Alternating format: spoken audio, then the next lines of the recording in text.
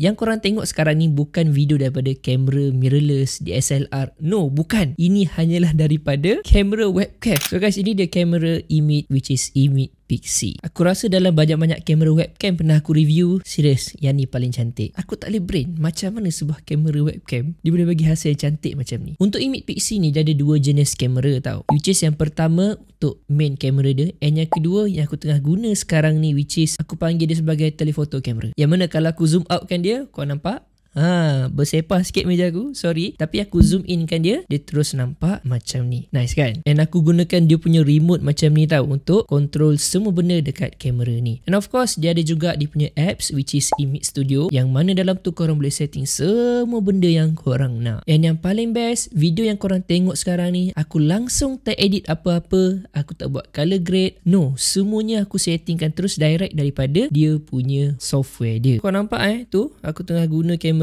tu, and aku monitor dekat sini, keluar direct daripada kamera, dah cantik dah. So guys, kalau korang jenis buat video talking head macam ni, serius sangatlah berbaloi korang upgrade kepada this camera. Macam biasa guys, kalau korang nak, link aku sediakan dekat bawah.